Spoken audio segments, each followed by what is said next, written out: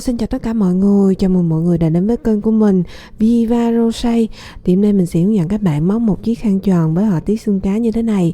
Ok, bây giờ chúng ta sẽ bắt đầu luôn nha. Thì chất liệu đây mình sử dụng đó là len ống nặng 100g một cuộn, và ở đây thì các bạn cần phải có 3 cuộn. Và kim móc đây mình dùng có độ dày đó là 7mm. Bước đầu đó là các bạn sẽ bước vào và móc phần thân khăn tròn, và để móc trước hết đó là các bạn cần phải lấy mũi đầu tiên, và cụ thể cách móc sẽ là như sau. Trước hết là các bạn sẽ căng len ra như thế này, sau đó các bạn sẽ dùng kim móc quấn qua len một vòng. Sau khi mà các bạn đã tạo được một phần lỗ như thế này rồi thì các bạn sẽ dùng kim móc kéo len qua phần lỗ như thế này cho mình. Như vậy là các bạn đã có được một mũi đầu tiên như thế này rồi. Bước tiếp theo đó là các bạn sẽ gầy lên tổng cộng là 210 mũi móc xích.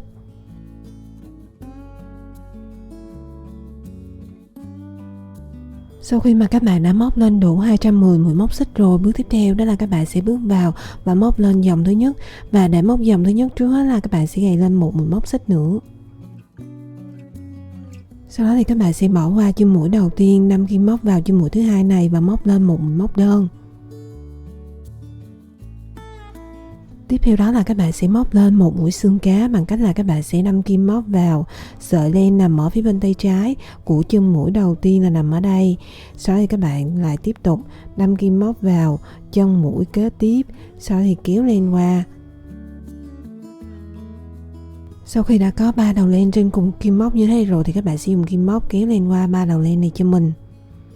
Như vậy là các bạn đã có được một mũi xương cá đầu tiên rồi. Tiếp tục đó là các bạn sẽ móc lên mũi xương cá thứ hai bằng cách là các bạn sẽ đâm kim móc vào sợi len nằm ở phía bên tay trái của chân mũi thứ hai là nằm ở đây. Sau đó thì tiếp tục đâm kim móc vào chân mũi kế tiếp, kéo len qua.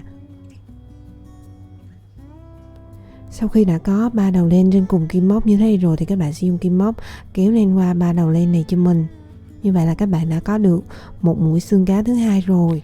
Thì đến đây các bạn sẽ bắt đầu lặp lại các bước tương tự giống như là mũi xương cá thứ hai mình đã hướng dẫn, và các bạn sẽ lặp lại cho đến khi nào mà còn lại một chân mũi cuối cùng thì mình sẽ tiếp tục hướng dẫn các bạn nha.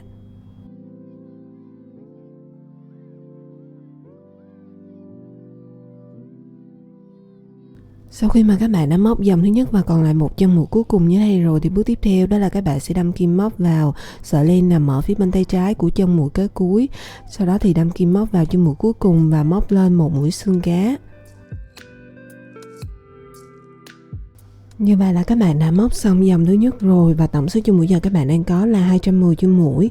Tiếp tục đó là các bạn sẽ móc lên dòng thứ hai, và để móc dòng thứ hai trước hết là các bạn sẽ gầy lên một mũi móc xích, sau đó thì xoay ngược phần móc lại. Và các bạn hãy nhìn ở đây, cấu tạo của mỗi một chân mũi là gồm có 2 sợi len đan vào nhau và tạo thành chữ V như thế này. Một sợi len thì nằm ở phía bên dưới, còn một sợi len thì nằm ở phía bên trên. Và ở chân mũi đầu tiên này các bạn sẽ đâm kim móc vào sợi len nằm ở phía bên dưới, kéo len qua và móc lên một mũi móc đơn.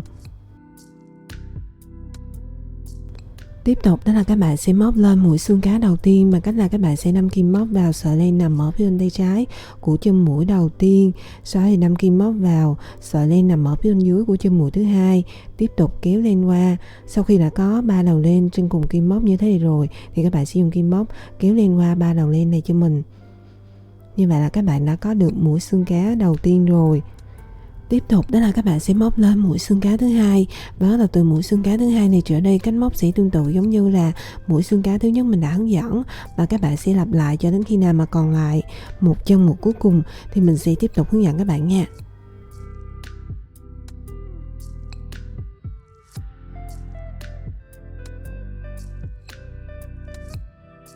Sau khi mà các bạn đã móc dòng thứ hai và còn lại một chân mũi cuối cùng như thế này rồi thì bước tiếp theo đó là các bạn sẽ đâm kim móc vào sợi len nằm ở phía bên tay trái của chân mũi kế cuối, tiếp tục đâm kim móc vào sợi len nằm ở phía bên dưới của chân mũi cuối cùng, sau đó thì móc lên một mũi xương cá. Như vậy là các bạn đã móc xong dòng thứ hai rồi, và tổng số chân mũi giờ các bạn đang có là 210 chân mũi. Tiếp tục đó là các bạn sẽ móc lên dòng thứ ba, và bắt đầu từ dòng thứ ba này trở đi cách móc sẽ tương tự giống như là dòng thứ hai mình đã hướng dẫn, và tổng số chân mũi sau khi mà các bạn móc xong cho mỗi dòng sẽ cũng được giữ nguyên là 210 chân mũi, và các bạn sẽ lặp lại cái bước như vậy cho đến hết dòng thứ 13 thì mình sẽ tiếp tục hướng dẫn các bạn nha.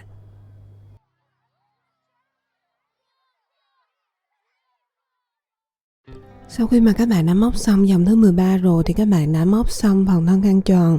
Bước tiếp theo nữa đó là các bạn sẽ kết mũi lại bằng cách là móc lên một mũi móc xích, kéo lên ra một đoạn và dùng kéo cắt đi phần đoạn len thừa này cho mình.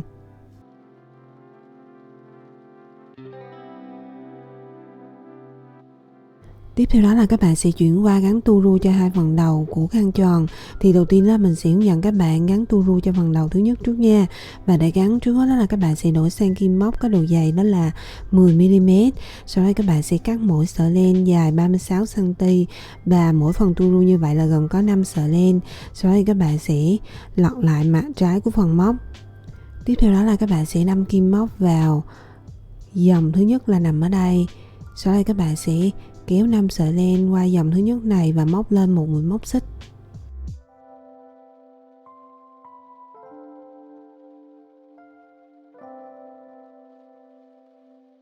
Như vậy là các bạn đã gắn xong phần tua rua thứ nhất rồi. Tiếp theo đó là các bạn sẽ gắn phần tua rua thứ hai bằng cách là các bạn sẽ đâm kim móc vào dòng thứ ba này. Sau đó thì cách gắn sẽ tương tự giống như là phần tua rua thứ nhất mình đã hướng dẫn.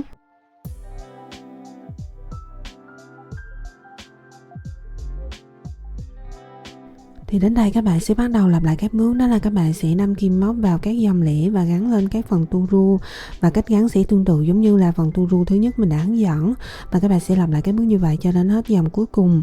Và sau khi mà các bạn đã gắn xong phần đầu thứ nhất rồi, tiếp tục đến phần đầu thứ hai, cách gắn sẽ tương tự giống như là phần đầu thứ nhất mình đã hướng dẫn, và mình sẽ gặp lại các bạn sau khi mà các bạn đã gắn xong phần tua rua cho hai phần đầu nha. Ok, sau khi mà các bạn đã gắn xong phần tua rua rồi thì như vậy là các bạn đã hoàn thành xong một chiếc khăn tròn với họa tiết xương cá như thế này rồi.